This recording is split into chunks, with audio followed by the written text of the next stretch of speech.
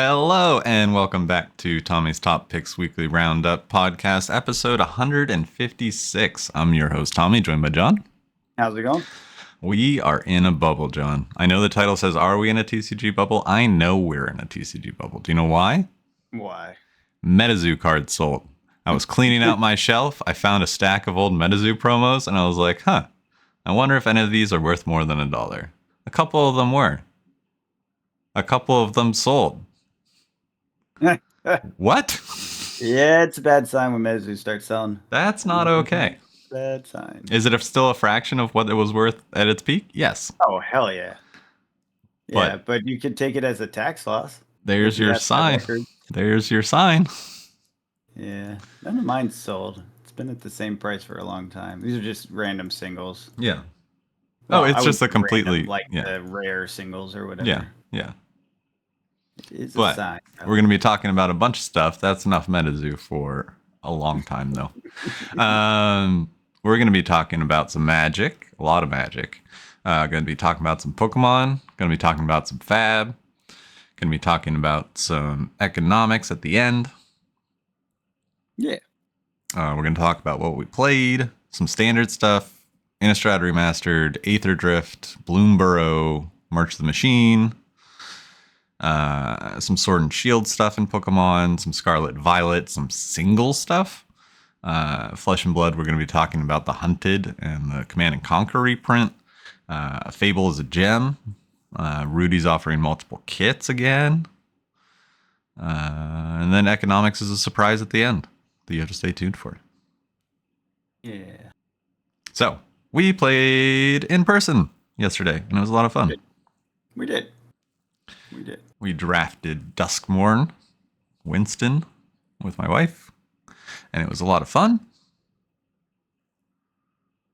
Synergies in that set is just a lot of fun for limited. Yeah, I look forward to seeing that. I think that will be fun to play again. I have another bundle on the way. Yeah, I was going to say, I think it's kind of a good, I don't know if evergreen's the right term, but like going back to it won't feel bad. Yeah. It's like, unlike if you try to go back to Karloff Manor, that's a hard one to go back to because all the mechanics are like really, there's a lot and they don't necessarily describe them all on the cards, you know? Duskmorn does a good job of that.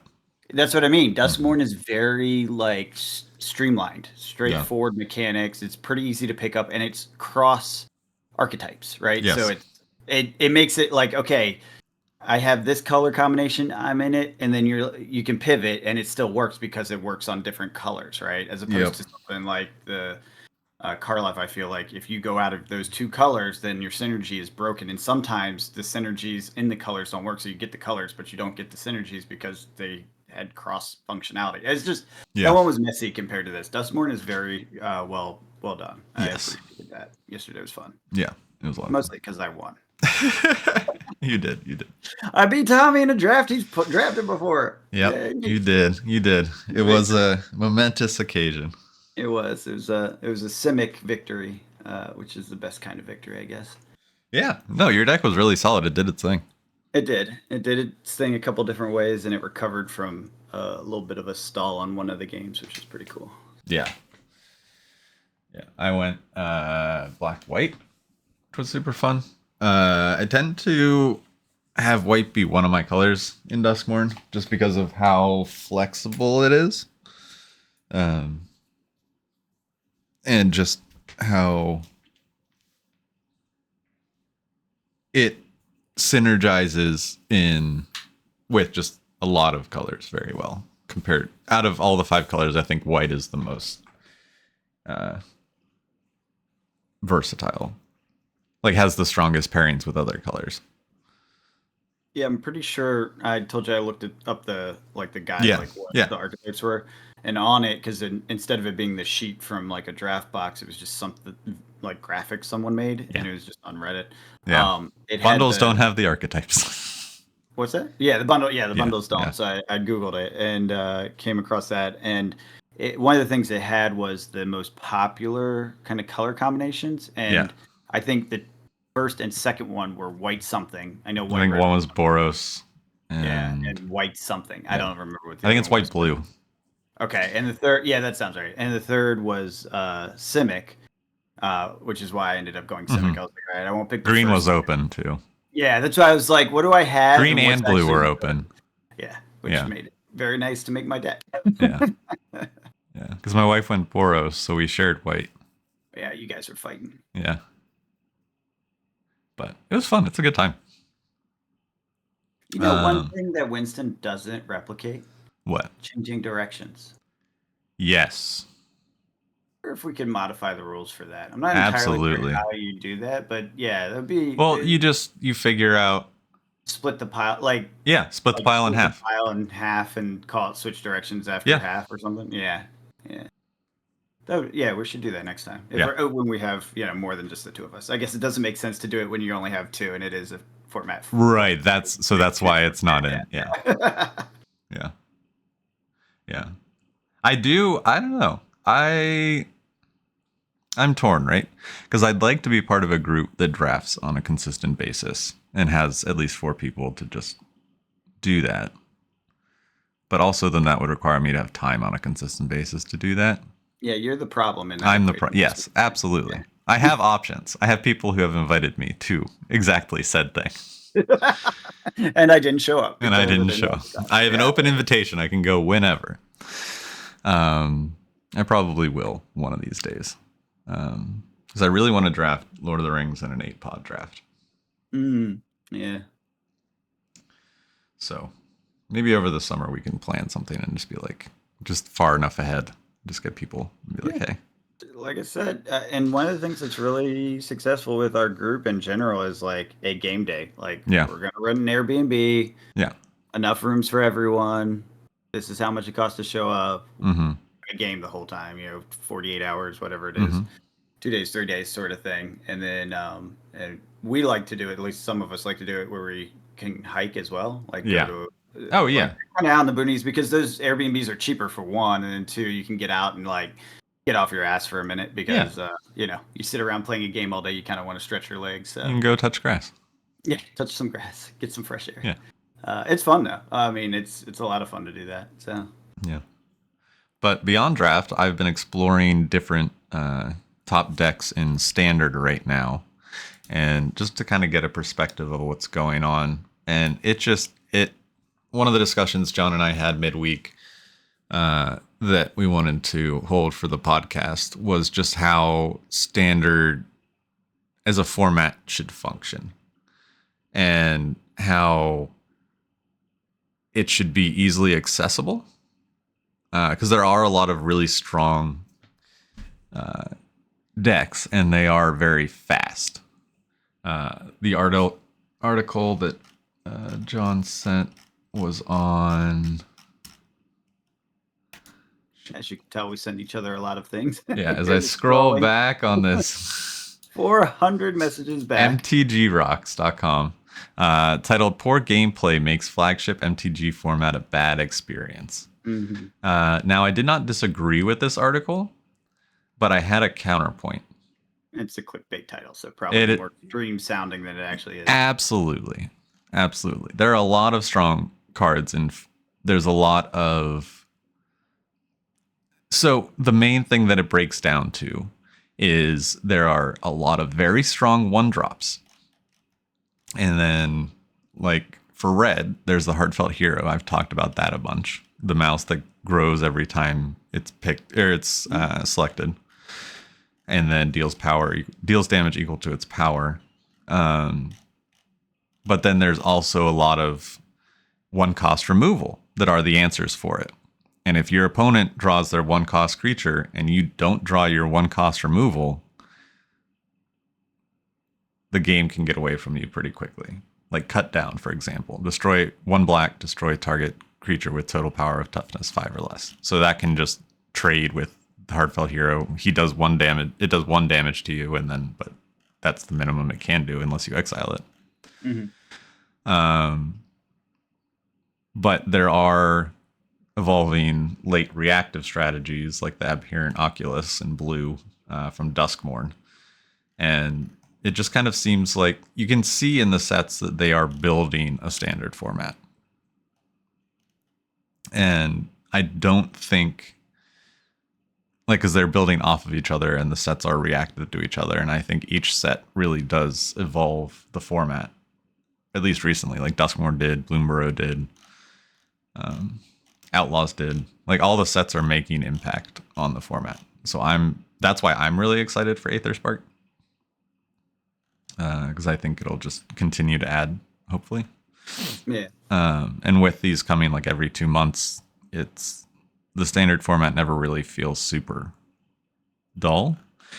Yeah, of course. And because there are these, oh, I didn't draw this, I drew this. These games are fast. These aren't Commander games. These aren't, oh no, I just spent 20 minutes building up my board state. I don't want to lose that way or whatever. These are maybe 5-minute games.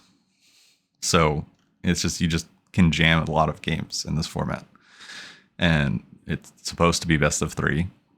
And I think in a best of 3 format that you can go to your FNM and be done in 2 hours sounds pretty cool. Yeah, that is the way. And so I think they're looking at FNM numbers, and if the format is super long and games are grindy, it doesn't really work very well. Well, especially if you're, Bloomborough is trying to draw in a a lower age crowd is really what I was trying to say. And shorter in my head is what came out. Like, well, yeah, younger crowd, right? The idea is they're trying to bring in a younger crowd, and younger crowd cannot stay out till midnight on a Friday night. Correct. It's also, it's Friday the beginner format. Kind of late, right? Because it has to be after work for people. Naturally, will end up starting later. Yeah. And so as a result, younger demographic, coming with a parent after work, you need to make it work for that demographic, which means faster games. 100% faster games. Yes. Also and simpler if it's faster, right? If it's faster, that means the mechanics are relatively simple. Yeah, but I wouldn't say it's boring simple. No, not boring simple. Just you don't have to sit there and say, how does this crazy long text box interact with this crazy long text box? Correct. Yeah. It's much simpler than Commander. Yeah, refined. Yes. Yeah, that makes sense. But so basically, it's with these strong 1-drops and the removal. It's morphing decks to be more reactive, and forcing decks to run cards that aren't really optimal, but they work for dealing with this situation. Which, I mean, I think that's just the evolution of a format, but I don't know. That's just my take. Sounds like a reasonable take. And I don't think there's anything wrong with the beginner format not that it's not balanced, because it's a card game and you can just sometimes draw not the right hand. I think that's okay in standard, because it allows people to get cheeky wins, or like newer players to beat more veteran players. And so standard isn't just I'm sitting across from this person, I lost. Right. Yeah, which I think is hugely important for the beginner format. In modern, sure, that's a problem. In modern, that's a problem. In vintage, that's a problem. Yes. Yeah, exactly. Standard collection, you can get some cheeky wins, and it's an okay format. It should be. As it should be. I like that personally. Yeah, I do too. But so I've been messing around with that standard red mono deck, mono white life gain, mono white token, and mono black demons.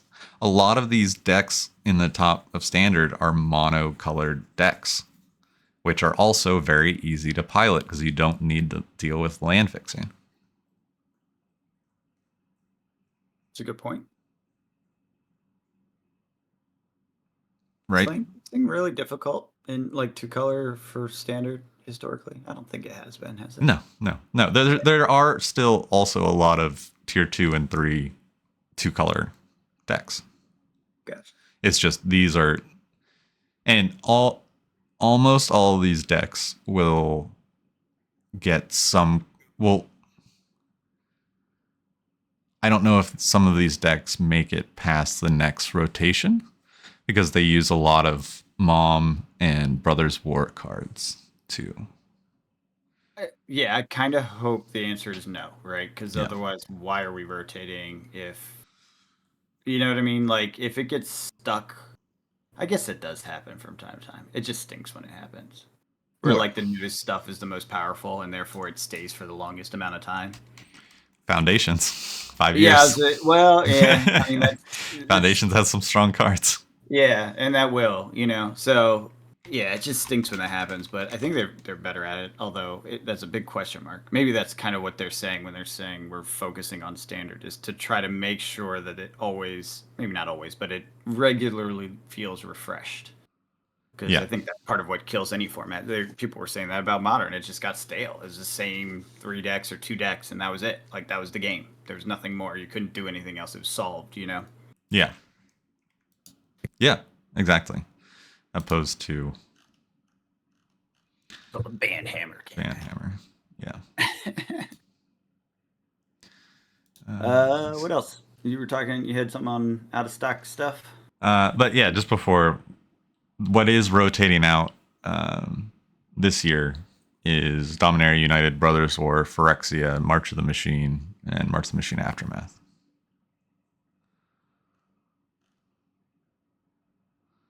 And trying to see when exactly that'll happen.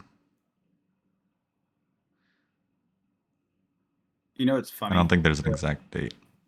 It's about collector boxes rotating and stuff. I was looking at the collector box prices for some of the older stuff. Mm-hmm. I opened those ones that I was like, okay, I'm going to open the ones that have serial cards, but Yeah. I left the rest kind of on the shelf, one of each sort of thing. Yeah. So I don't have a full collection anymore, but I have a nice collection. And I estimate, like, mentally, like, what is this? How much is this worth? Mm-hmm. Just the wall of them. And I usually count them as 200 a box. There's, like, none that are 200 anymore. No. 400 is more, like, 350 is kind of the more accurate number to use. There's a few that are under that, but not many.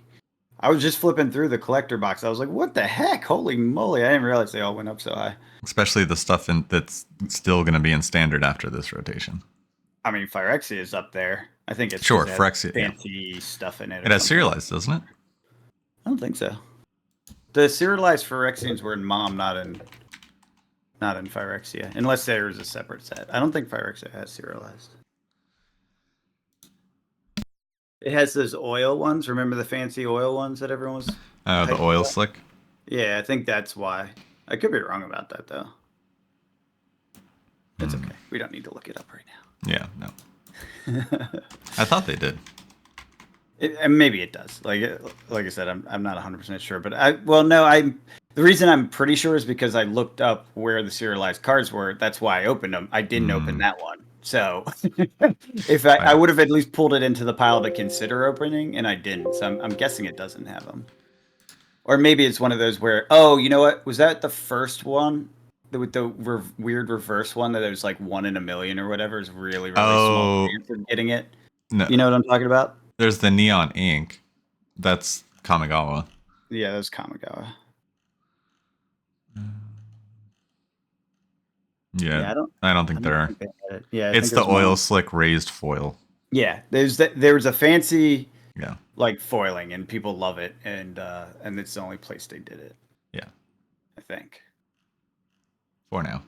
In the bundles, the fancy bundles, but those things. The complete bundles, yeah. Yeah. Anywho, on to Innistrad. Well, we didn't talk about the boxes, draft boxes. Oh yeah. So we also have, in addition to the collector boxes moving, we have draft boxes starting to move, and we don't have any more draft boxes coming because they're all play now. So the last two were Wilds of Eldraine, which has already started to move a lot. Ixalan hasn't moved quite as much yet, but I can see that following a similar trend shortly because those are the two draft boxes that will remain in standard after the rotation, and will be around until 2020 through 2027's rotation, or it will leave us in 2027. Yeah, that's those boxes. Yeah, okay, they will go nuts then as a result of that, I assume. Yeah. Huh. Wonder if it's designed, like if they really are trying to do it that way. Like this kind of ties into some of the stuff we'll talk about later with why are they short printing play and draft sort of boxes? They want their cards to have value again? That's part of it, but I also think some of it is like that long tail to keep the value up, because if you have too many over that long period of time, they end up becoming stale and And sitting people on don't look shelves, back. and then they drop in price by a lot because no one wants them. They're Yeah. old. They're not playable in the standard format, right? So there's minimum value to crack them. You know, it's all these negative kind of economic pressures on it, and that actually makes the game or Magic as a whole look bad. Like, don't buy boxes because they just go down. You know what I mean? Yeah. Sort of thing. Yeah. Which we saw during the overprinting era. Yeah. Huh. That might be part of this new model, and it's like the thing we didn't know for We sure. saw the But collectors first yeah, because we're there's seeing less like of it. pieces of it. Yeah, exactly. And now we're putting the pieces together and like look at the whole picture as to why they're doing what they're doing. Yeah. That could be it. Because people did notice, like in the beginning on Wilds and Ixalan, like those things got like gobbled up and went up in price way faster than everything else. There's a lot of strong cards in those sets. Well, that's a big piece of it for Yeah. sure. Yeah. But they also didn't it sell out in the beginning? Remember when they first came out, like Distro lost Yeah. access to them for a while, and then they had to get a second wave, and it took a while. So there was like this kind of like upward pressure on price just because the speed of the supply release was much slower than we were used to with the like the draft boxes before that, the overprinting era. Yeah. And just think people really like Eldraine. I guess that's part of it. Yeah. Ixalan for sure, because dinosaurs. Yes. But Eldraine, I felt like, I don't know, maybe you're right. Yeah, Eldraine had some fun stuff in it, little cookie people. Yeah. The candy monsters and stuff. And strong enchantments. Were there? I don't know. I don't Yes. know any off the top of my head, but that doesn't mean anything. I'm not a huge enchantment person. Yeah. But yeah. It's interesting to see. And we'll get into it more with Bloomburrow when we get there. And Aether Drift. But Rudy put out a video this week. And whenever he refers to himself as a Timmy at the beginning of the video, I take it as he's just speaking into the air and trying to figure it out for himself because he doesn't have an answer. That's my personal take. So on Innistrad Remastered, which comes out next week, pre-release was this weekend. And he talked about MVP Sports announcement, how play boxes are out of print. So what is out is out. There was a TCG player sale from the banana stand at $154.99. They are currently selling for $172.60 and selling 29 a day still. And it's still pre-release. And it's still pre-release. Well, but that's normal to have a high volume at this time frame. Oh, absolutely. And if you look at the amount that sold at that 155, that was a lot of boxes. Yeah, that was crazy. That was a crazy amount of like clearing the supply. I literally sat there and just refreshed, and every time I refreshed, it was like down 10 boxes. Yeah, and then it would hit 0, and then they put more up. Yeah. Like compared to the other ones that didn't have the sale, and it was just like hugely out of proportion how many sold. Yeah. And then you have the collectors currently at $340, selling 14 of those a day. Yeah. And so the thought behind that is what Rudy touched on that was that the why there's only one serialized card, and it's because the print run is lower and they didn't want more than one. They didn't want them to be too abundant. So like if they did serialize of all the poster cards like Lord of the Rings, there would be too many for the print run. I think they learned their lesson because they're like Ravnica Remaster was a good example. I think they ended up cutting the print run like last minute, and there's too many of the serialized cards. He mentions this too. And at that time, if you were watching serialized card prices, which I have been on and off, it dipped all of them as a result. They basically made the other even rare ones seem less valuable because they're just these are so abundant to do it. Yeah, exactly. It's the same thing as with the flashy cards, right? They used to be worth a lot, and then they overdid it, and all of them are worth like nothing now. Well, not all of them, but a lot of them are worth nothing now. And so people were starting to feel like, oh man, they're doing this to serialized cards. There's going to be so many that it's really not that interesting anymore, and people get bored with the idea. Right. And I did see that happen. Like there was a period there I bought up a couple like pretty low priced ones, and was like, well, if they go up, they go up. But the downside is they're not far from 0, so who cares? Yeah. Yeah.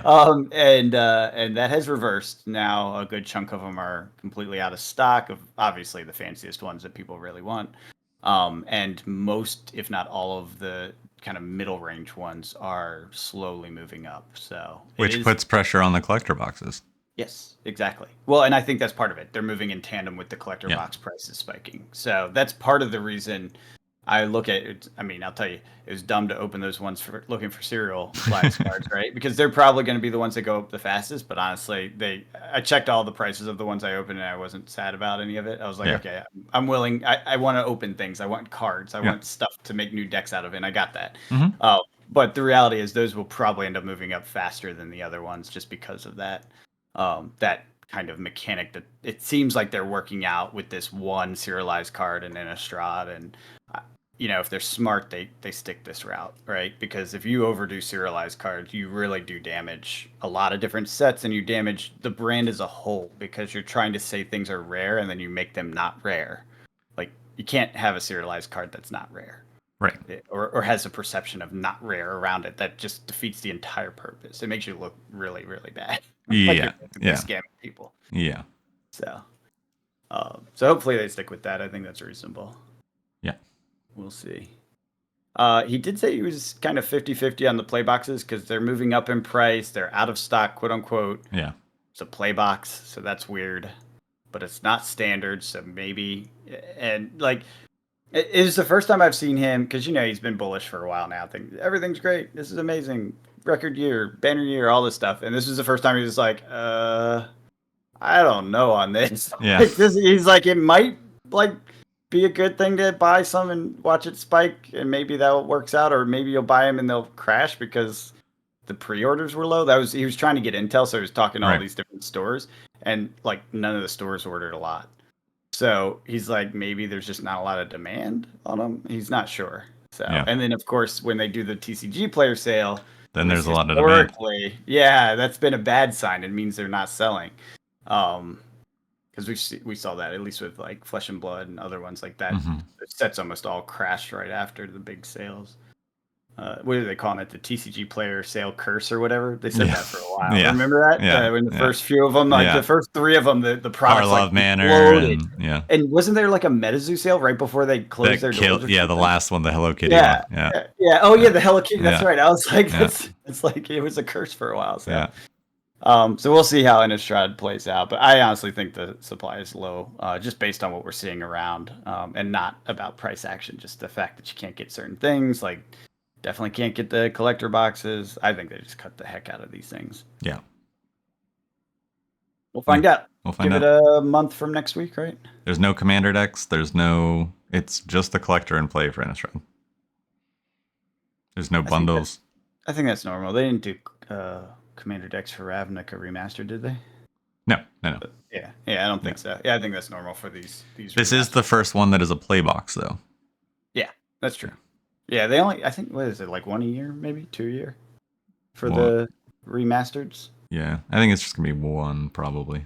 Yeah, I think it's 1 a year in general. I'm just like historic pattern. Yeah. I don't remember them doing these too often. So this is the one I've first just really been interested in. And so my scale of remaster, because I haven't been interested in the previous remastered ones, but with this one, it's like, oh, this is vampires and horror stuff. This is a higher chance of having people that would be interested in drafting it, I think. With this, I mean, I'm intrigued with it. I will definitely have fun with that. I tend to like the remastered ones, though. Although this one I'm least excited about the given the last few. But I could be convinced to change my mind on that.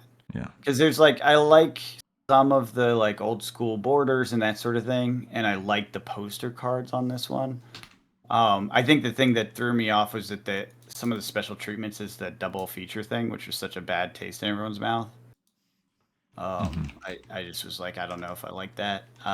We'll see. We'll see how the play goes, because I think the play will be good. From what I'm hearing, a lot of people are chattering because of the pre-release weekend.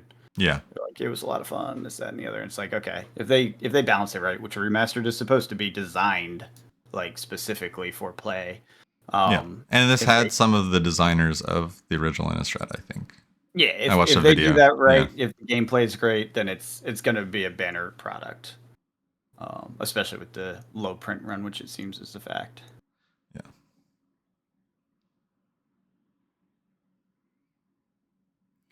Yeah. Now I don't know how true it is, but there's been a couple of videos I watched yesterday of people talking about the Innistrad box EV collector and What play. is that? What do they say? Because that remember I was talking about that. I think it was last week before, that I didn't feel like there's too many big hits in there. But then right after we finished the podcast, of course, I was reminded that they reprinted the Hermit in there, and Mm-hmm. that was a pretty big one. With new art. Yeah, I did mention the Critter Hoof, which is a known kind of hit. But what else is in there? Did they say the EV's good or no? Yeah. Now I don't know. I just found one, and it's not. He only has 1,000 subs, so I'm not exactly sure where he got this. But he's saying it's MTG metrics, Mm-hmm. and for above $1 cards for play boxes, the EV is 362. Rare and mythics is just 252.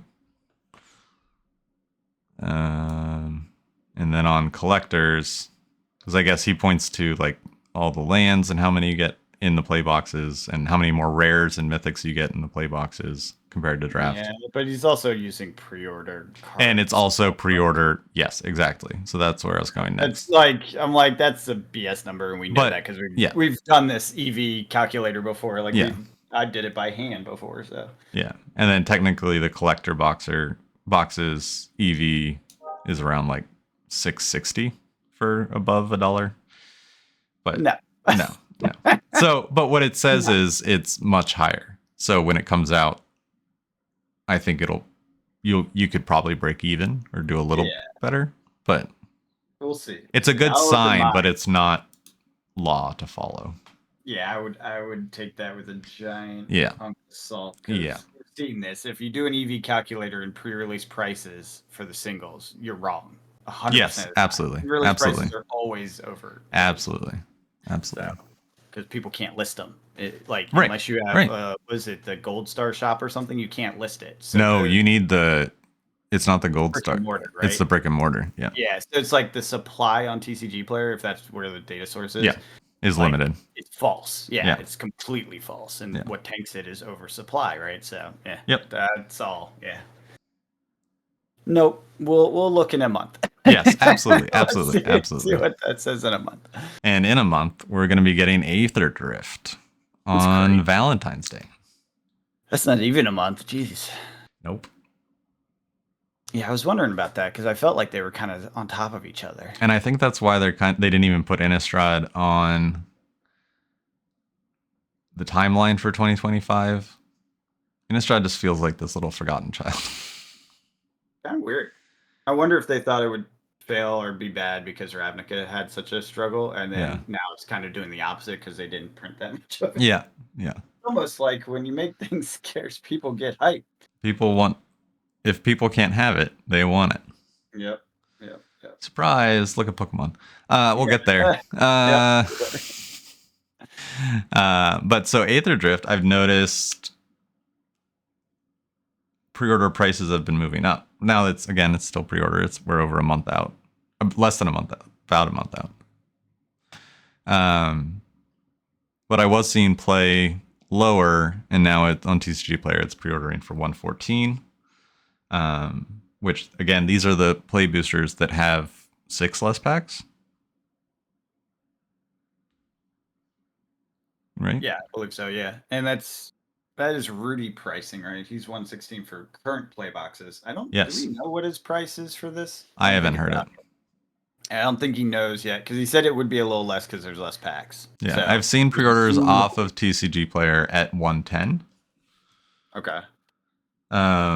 But I mean, then you look at the ones with 36 packs and you see Bloomborough at 150 and you see some of the other Dustmore starting to move up, and it doesn't look that bad at 110. Should but be 96 for Rudy if he sticks to the same per pack price. Okay.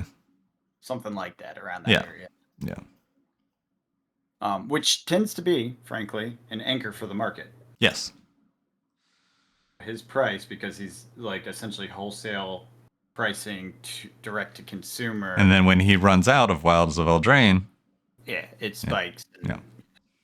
That tends to be the thing. Or a thing. Not necessarily always, but and especially with this change in, like, the market demand will change things, right? Because confusing to have less packs and people won't really realize it, I think. Yes. Yeah. We've talked about this. Yeah, we have. The psychology we of don't it. need to go into it again. No. But yeah. But the other interesting thing was collectors. They were pre-ordering for $225 this time last month, and now they are pre-ordering for $269. Yeah, I'm actually kind of surprised it was all the way down to $225. Yeah. Just considering how collectors have done in the last like 6 sets. Yeah. Now you can find pre-orders cheaper elsewhere, but just using TCG Player as our barometer. Well, and yeah, a lot of those I've seen in the past. Not always, but oftentimes when you go to check out, suddenly you get like a large shipping fee, or ridiculous extra tack on prices, and you're like, oh, it's literally the same price as Amazon now. Yeah. Yep. It's like, wait a second, I could have just done that, Yeah. Yeah, I mean, everyone's noticing the collectors are going up and they're holding. Yeah. They did the thing they were supposed to do with collectors, made it collectible. Yeah. Something I wanted to bring up here, I kind of moved it from a different topic. It was, is Aether Drift Mom 2.0? And the reason I asked this, you brought something up when we were talking, I think yesterday, about it having kind of callbacks to the different sets, because it's basically a plane where all the planes come together and race. Is that the idea? It's across multiple planes. Yeah. Yeah. Which is similar to what Mom was. Mom had the special feature cards from the Legends. Previous sets, which, by the way, those are kind of the value cards in there generally, and they are the serialized cards in there. So I'm curious if this has a bit of a Mom 2.0 effect, which I would love, because I have almost no interest in this set, and if that was the case, my interest would suddenly be much higher. I mean, I have interest. I love Mom. Like, I loved opening it. It's like my second favorite collector box to open. So much so that I bought a case of it just to have it, so I could open it and probably get some speculation out of it too.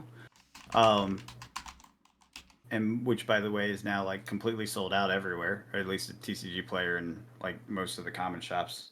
Serialized cards. Yeah, exactly. I think that's why. That's how I found that. Strong serialized cards. Good serialized cards. The Phyrexians. Like, that's what did it. I was looking at serialized cards. I was like, what would I buy if I wanted to build a deck? And there's one of the, what's the green guy? The green Voraclex? Yeah, Voraclex. I was like, oh, that's a cool looking Voraclex. Maybe I should get that. And it was like kind of a reasonable price. I mean, serialized to like 200 and something. I was like, or I could just open a box and get it. And I was like, what is that in? And I was like, oh, that's in Mom? Maybe I'll just get some more Mom, because I love opening that. And then I bought a case. Well, actually, then I looked at TCG Player and realized there was only 2 cases left. And I bought the other one. Yeah, no, I bought oh, yeah, that's right. I think I did buy that from TCG Player. Yeah, that was the one I bought from there. So, yeah, there's a couple of those collector cases that are just now out of stock, even on TCG Player. So, and with the prices increasing, how many people are going to let a case go and not break it down to singles? Absolutely. That's what I mean. Like, the cases are now out of stock, out of print, out of everywhere, or about to be, getting close. And then from there, the boxes follow and the singles follow as those stocks run out. So, the common pattern. Yeah. I think we saw that J curve on collector boxes. Yeah. That's what I mean. Yeah, we're definitely seeing the historic pattern you could always follow with a normal box when there was only one type of box. Yeah. Which it is. I do appreciate being down to 2 and not 3. Yeah. It was too confusing. And honestly, this is just better in general for a lot of reasons. And will they make it more confusing again somehow, like making less packs? Probably. Yeah. But I don't think they'll ever stick to anything. I think it's part of the business model. Yes, absolutely. I'm not entirely sure why it's part of the business model, but it seems like it's part of the business model. Yeah. Well, I mean, also, it's just perspective, right? And it's obviously working. People push back against... It took a set like Bloomborough that everyone loves to get a box to actually to get a non-collector box in such a demand that it moves in standard. Yeah. So I question like what's the goal? And I think the goal is like slowly eking out value, right? That's their job as a company is to eke out value. So they make minor adjustments that make people happier, make costs less, and make demand higher, right? Those are kind of the triumvirate of things they have to deal with. And I'm just curious, and I know they employ economists, so they almost certainly have the math down. Like the cost to change things, because when you change the number of packs in a box, you got to go to the manufacturer and yep. change the way the line works. Like it's not Yeah. usually the easiest or cheapest thing to do, but they sell millions of boxes, so or probably not. Correct. You know what I mean? Yeah. Tons and tons of boxes, so But it's a big deal. So it works out, yeah. but But it's crazy. with that, okay, so here's tinfoil hat Yeah. coming on. With that, do they do one more print of the 36 play box? Do they do another run of those 36 play boxes, and do we see those again? It's actually a really good point. We were Second talking about follow-up the Bloomberg. question. Yeah. Ties to it before you answer. Yeah. Draft boxes. Do they figure out and realign everything to make draft boxes again? No. Why would they? What do you mean? You think Ixalan's getting a reprint? No. So what draft box? Because that was the last draft box. Lord of the Rings. I feel like that's a different thing. Like it's probably even a different printer. Right, but how with all the demand of the current stuff that they need to print, when do they stop printing Lord of the Rings? One, I don't know if they need to because they probably printed Oblivion Yeah. of those, knowing that it would be a high demand product. I mean, it's still available at distro, so. Yeah, exactly.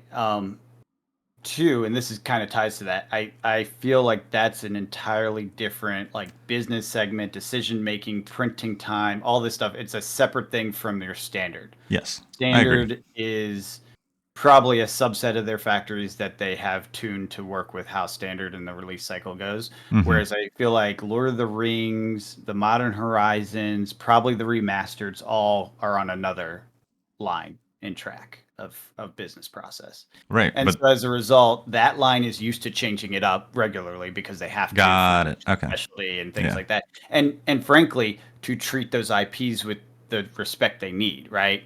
Because you don't want to screw those up, right? Right. So you don't want to overprint it.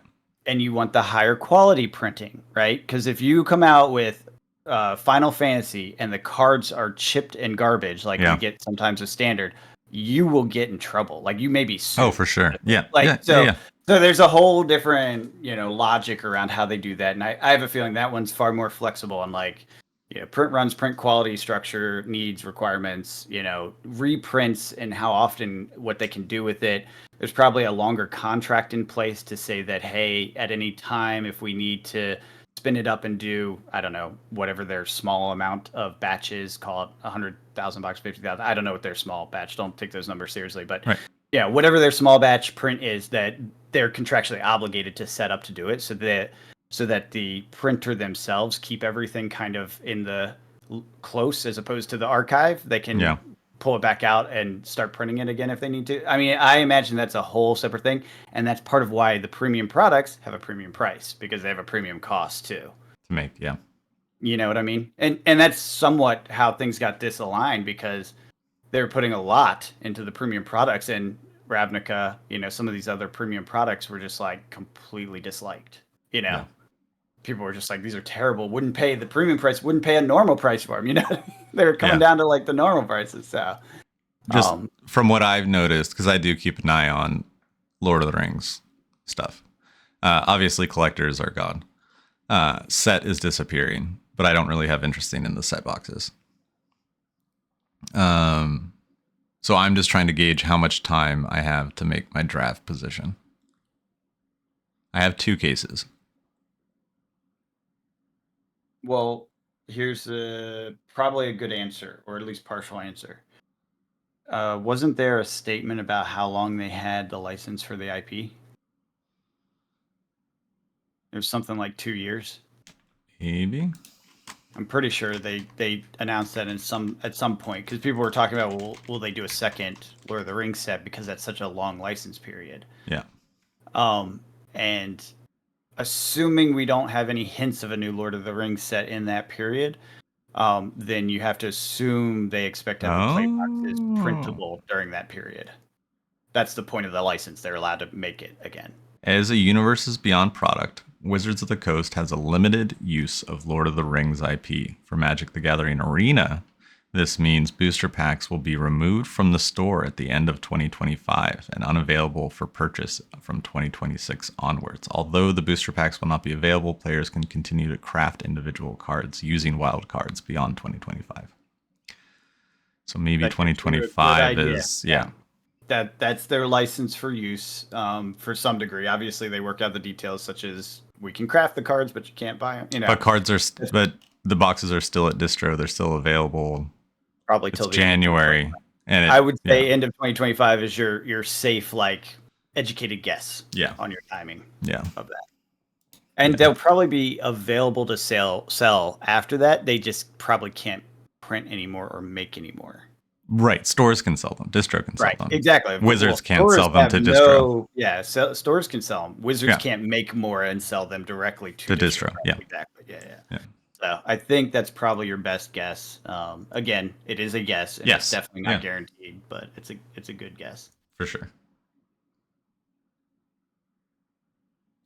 Have we been going an hour already? Jeez. We're at 46 minutes, so we can move some stuff. We took a lot of time. Yeah.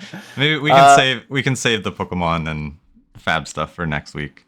Okay. The last Magic thing I wanted two last Magic things I wanted to touch on. One was the Bloomborough. We touched on it a bit, but in Rudy's video, he also mentioned that the Texas Wizard Supply warehouse is out. But with it being such a new product and the demand for it, it's gonna get reprinted. It's not out of print. But the Playboxes is currently at 152 on TCG Player, with the collectors at 350. Yeah, that was one of the ones I looked at. I was like, dang. Where this time last month it was 265. Yeah, I know. I got some. I opened it. I think I still have some on the shelf. I don't know. No, I think I opened it. I wanted the cards on that one. Yeah. But it's just like crazy in my mind. $200 boxes, because for the longest time it was under 200 for a collector box. Now it's like the normal is like 300, 350. It's like just a standard set, whatever. Yeah, it's wild. Yeah. So if that's a standard set, what happens to these specialty sets? Exactly. That's my point. That's why I'm like, what in the world is? And most of the ones I have are the specialty sets. So when I look and I count them, I usually go 2, 4, 6, 8. And I just count, and I'm like, okay, it's roughly this amount of money, right? Yeah. I gotta go 3, 6, 9. Like that's the now. And frankly, that's not accurate, because with the specialty sets being twice that sometimes, like your Lord of the Rings is and whatever. It's like it's way off, but at least I'll have a baseline number of like it's at least this amount of money. Yeah, I mean Fallout's hitting new all-time highs. Yeah. Yep. It's crazy. Yeah. Collector's gonna collect. Speaking of collectors collecting, not vintage narrative. Yeah, the latest narrative, and an interesting thing, and something that Rudy put out in a post to subscribers, just so you all know, is that he thinks the end, or I guess the top of the bubble, will be around the time when you get the calls for what's it called, the reserve list to be abolished, and vintage is being bought up. So he says, look for that. When money starts flowing to vintage, that's kind of the bubble. That's the top or the end of it, right? Which it makes sense from this standpoint, which is new money flows in, people get excited about the game, Bloomborough players, whatever, right? First time in because of IP, that sort of thing. They expand into the other game cards, pieces, exciting things, serial cards that are more affordable, that they love and feel passionate about. There's no nostalgia for old yet. And then as they continue, they want to grow their collection and have safer assets, right? The more blue chips, if you will, the things that don't go down, right, as much. And so then they expand into the old stuff because it's old. And just by being old, by virtue of it being old, it's going to have a hard time going down, short of, money doesn't have any value anymore, sort of thing. So from that standpoint, yes, vintage would be the last thing to get the money flow. And if you think about his theory and the things he's talked about, like the Bronze Era buyouts of boxes, which seems to be happening, if that money is flowing backwards in time, vintage will be the last things they hit. They'll start buying upgraded. They'll start buying up the old boxes. They'll start, and once that starts happening, because the supply is so low, it will spike very quickly and move that market very quickly, depending on how much capital, of course. The problem is it's very expensive, so it takes a while for that kind of thing to start, for people to spend that kind of money and feel comfortable with it. And he's not wrong. And if he's looking at old data like the 2020 bubble and that time frame, he may have good data on like exactly when those boxes started to go crazy, because they definitely did. Some of those old boxes, some of the shittiest old boxes were selling for like 10K plus. Ugh. Stupid numbers. And these are boxes like you open them and you may get $100-$200 of value even if you pull the best cards in them, because it's like, oh sure, well there's, you know what I mean, we always have to remember there's a point where the EV of the box disconnects from the price of the box just because of how rare the box is. Yeah, but I don't know, to a degree I feel like some of it's silly. I don't agree with it. Yeah, and because we're talking like visions and stuff. It's like these boxes they're just trash. They're garbage. Right. There's nothing of value in them. It's one thing if you could pull a Black Lotus, right? Then you're like, sure, at least there's a chance. But there's zero chance. There's nothing. There's zero. Like, it doesn't matter what you pull. You pull all the best cards and still get nowhere close to the value. And that's a lot of those older boxes. So I don't know. Like, what are you actually like? What's the core value of it? The play experience. No one's play experiencing. We're Fallen Empire. You know what I mean? Like, no one's playing. Some of those drafts were some of the worst drafts ever. I know. So that's what I mean. Like, what are you actually thinking? Why would it go up other than there's a greater fool behind you? Like, some of that stuff. Yeah. So when that happens, this is why he's like, his logic isn't completely wrong. Because when that stuff starts happening, yeah, that's dumb money being dumb, you know? Yes. So anyways, you had some points about this or thoughts about it too. Yeah. It leans directly into Pokemon and my view on it. So not to leave vintage, but with Pokemon, Sword and Shield boxes that have been going crazy have cooled down and have actually started to come back down already. Like Fusion Strike, for example, right? I sold my last box just like $490 something. It was like just under 500. Like with shipping, it was over 500 in tax. Now we're down to 464. So more boxes are coming to market. And Fusion Strike is an example where you could pull a card that is worth more than that. You could pull the Gengar. That's an expensive card. It's worth more than the box. But then you go and look at Sun and Moon, the series before it, even older. Mm-hmm. Those are where, like, so 3 generations back is where the disconnect happens, where you have no chance of making your money back on the box, opening it. So it's kind of that 1 generation back and the current generation are where you could pull something that's worth the box. So that's why I don't like holding on to these boxes for 3 generations, because it's the greater fool theory. Whereas that's just a Pokemon thing where they never go like Pokemon right now thing. It just stops happening. Oh, it's a right now thing. Okay, it's a right now thing. Gotcha. Yeah, because they changed up like how many good pulls and stuff like that all the time. Yeah, exactly. And I think Scarlet and Violet will age very well because everyone didn't like it because everyone could pull things really easily. But as these boxes get older, I think they will age better than the other ones because there will be more hits in them. Whereas but some people don't like that. It's that whole, then it gets into the whole gambling thing, and I just really don't like that aspect. Yeah, that's the downside. Addicting children to gambling is definitely the and, of this industry. Yes, yeah, and just the ever-growing increase of rip and shippers, and it's that scares me. But the other exciting aspect of it is I've noticed a lot of these rip and shippers will also have magic collectors with their Pokemon. Like you can buy either packs. Because when Pokemon is getting hard to find, so that may also be a driver for collector packs in the future. So think about it. Think from the gambler's perspective. Do you want to open a $5 pack, hope to pull a $50 card? Or do you want to open a $20 pack and hopefully open a $500 card? I guess that depends on how broke you are. Exactly. Yeah. But just some things that I've been thinking about. Yeah. I do not partake. I do not like that way of looking at things. I do not gamble. I'm very against gambling.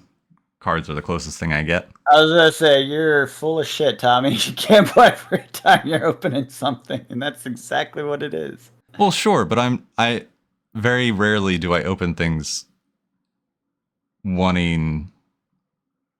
Not that I don't want more value in it, but it's exactly what you're doing. Don't pretend. This is what a gambler says, Tommy. This is what a gambling addict says. They said, I'm not addicted to gambling, even though I gamble every other week. Yeah. No, I don't open packs. The only packs I'm opening right now are... Yeah, I get you. Yeah. We did it not that long ago. We opened a bunch of collectors. Oh, that was New Year's Eve.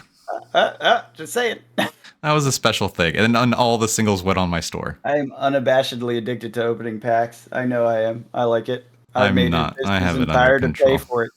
You have it under control. That's exactly the denial addict would say. What? And then the next I pack have it under control. Let's talk about what your wife said about the pile of shame. That's unopened? Yes, it's unopened. Unopened pile of shame? Why do you have a pile of shame? Because you were gambling on its future value. Yes. Oh, for sure. For sure.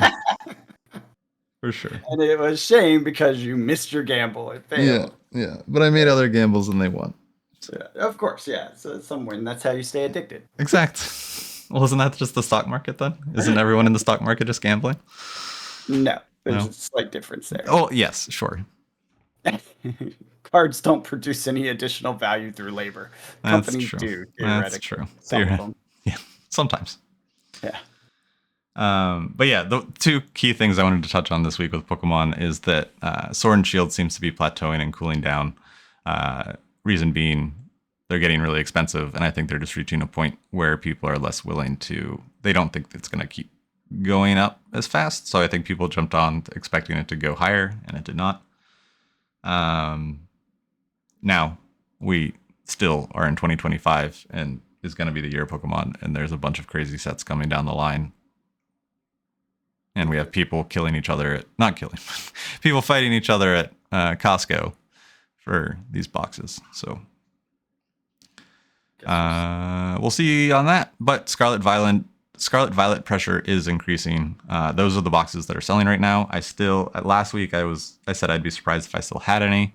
I ended up taking them down. I only put them back up on Thursday. A lot of them have moved, but the ones that are moving are the Scarlet Violet boxes that are just about to hit MSRP price. But these were boxes that were $70, $80 6 months, a year ago that, people didn't want. But I've also noticed the Sword and Shield attention is switching to singles.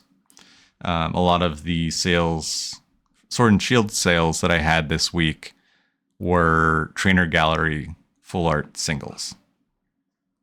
So like the Eevee and the Sleeping Pikachu. Sleeping Pikachu, we're up to $12. I sold 4 of them. Pretty happy about it. Still got 27 left. Good return. What? I said that's a good return for a random gamble. Yeah. Like a crazy idea. Yeah. That was fun. It seems crazy at the time because it was like, weren't they like under $2 or whatever? $2-3, yeah. Yeah. So that's, at the time you're like, is that ever going to be a thing? There's so many cards, so many. That's why I stopped at 31. Yeah, originally you were gonna get like 200, right? I Didn't was you like trying to go? fill a binder, and then Yeah. I think it hit $6, and then I And was you're just like, like, screw that. yeah, Yeah. yeah. But I got to 30, so 31. And it works out. Yeah, Yeah. yeah. Now people will just buy more. Yeah. I think I scared people because I put 30 up. Oh no, why did you do that? Because I was Don't just do like, that. no, because people are, the play on these is to buy, to flip, to grade and flip them, Yeah. because the graded price of the Sleeping Pikachu is much higher than $12. Sure. Still. Um, You put that many up and you show that you can flood the market and that scares people. yeah, yeah, That's yeah, you hurt yourself on that one. that's okay. I wanted to see if someone would buy 30 of them. It was a little science experiment. It's continuing to be a science experiment for me. Uh, Um, but yeah. Did you want to touch real quick on Fab economics? let's just jump into economics. We can Yeah. do Fab next week. We'll be closer to the hunted anyways. Yeah, that's a good point. Not too crazy. We heard word from a professional in the industry that general contractors are being laid off. So people that work for general contractors, this construction industry, if you think about it, they're the people who kind of coordinate all the subcontractors, so like specialist electricians, whatever. Um, and if they're laying off people, that means they expect project reduction, which I think makes sense with the tariff thing we've talked about before. Any company that's at that level big enough that they have to kind of react before the economy shifts is smart enough to identify potential risks, and that's what they're doing. They're reducing expenses before an onset of a economic concern for them. Now, granted, that's a sub industry. Construction isn't everything, and it's certainly not like a leading indicator for the rest of the economy because construction has been down at times when the rest of the economy is booming, when tech booms are happening, things like that. So just keep that in mind. But it is just another one of those, like, you start hearing rumors about layoffs and so many industries, you start to worry, like, what's this going to look like next quarter employment? Same story we talked about before. Just wanted to point out another data point. Ironically, after Biden's speech, he mentions oligarchy being a huge threat to America or whatever. I thought it was pretty funny that the Google search for oligarchy skyrocketed. Most of America doesn't know what an oligarchy is. Okay, Cool. we're gonna go ahead and move on to the next topic now, because that's about all I want to say about that. Losing faith in humanity. Yeah, this is terrible. But on the good side of things, once again, we got a kind of economic report of first world countries, and the United States has continued over the past years since COVID to completely outperform the rest of first world. So, like Germany, for example, is considered a big economy, similar to us in some ways, dissimilar in others, has been in basically a 2-year recession, and we never even got the recession. Like people were like, "Oh, you got a recession," but it was like literally the shortest recession you can have. It was the first indicator, and that was the last data point. There was never 2 data points over the entire time. So yeah. So, anyways, the U.S. has done an incredible job of navigating the post COVID world, inflation, and managing that, which is incredibly difficult, and a number of other things. And it's come out very, very strong. So that said, obviously not everyone is reaping the benefits, and that's where the upsetness is and difficulty is in the kind of social strata and all that. So obviously things need to change so more people can benefit from these gains. Unfortunately, if you Google oligarchy, you learn that doesn't happen under oligarchy. Nope. So maybe Google oligarchy if you don't know why. So that makes me, it's like face palm, it's Yeah. just like, Yeah. like Yeah. really, this is Yeah. the wrong time to Google that. Should have Googled that a while ago. Well, it's like the who pays tariffs Google trend Yes, search. yeah, it's the whole thing. Yeah, And just exactly. sparked on November Like, 3rd oh and God, 4th, and yeah. guys. Yeah. You had literally so much time. So much time. This was the Yeah. longest. It is what it is. We will live through what comes next. But we're economically in a fairly strong position, which is a good thing. It means any downturn, any crash, any large unemployment will be probably less painful than it could be, short of some structural issues that are unforeseen, black swan events, or intentional, call it like economic sabotage, because we're definitely in contest with the rest of the world, right? Sure. And particularly the ones that care less about our, like, I would say Europe and them care about our success because our economies are tied, our politics are tied, or Yeah. a lot of stuff is tied. Whereas like someone in China feels more like they're competing with us, so they'd Right. probably be happy if we had an economic crash and would like try to push us further if they could, right? Because Yeah. it benefits them globally. They can Yeah. then take on our trade agreements and stuff like that, which they've done. Yeah. So I have a feeling we'll see some of that happening as well. And just as basic example, if you think about all the hacking stuff that's been in the news, like China hacked all of our phone systems Yeah. and some of our spy systems and stuff, it's like clearly they're interested in disrupting us. And economic disruption would be as beneficial to them as, geopolitical espionage and that sort of stuff. So we'll see, but hopefully, because of our strong foundation that we have right now, moving into whatever that phase of things is, will be less impactful and less damaging. Obviously, a lot of people still believe in the American economy, and that's where it is. So. Yep. Anything else? Oh man, 2025. You've only begun. It's fine. There's always an opportunity. Always another opportunity, another trade. Yeah. Oh, absolutely. But cool. This was a podcast, and next week there will be another podcast. We do it every week. We do it every week. If you didn't catch on to that yet. That number, what are we at? 156. Next week will be 157. We do it every week. Man, I enjoy this. So, if you've made it this far, hashtag Tommy appreciates me. Tommy does appreciate you. John I does do. too. Yes. Hashtag John does too. And until next week, we'll catch you guys later. Have a good one.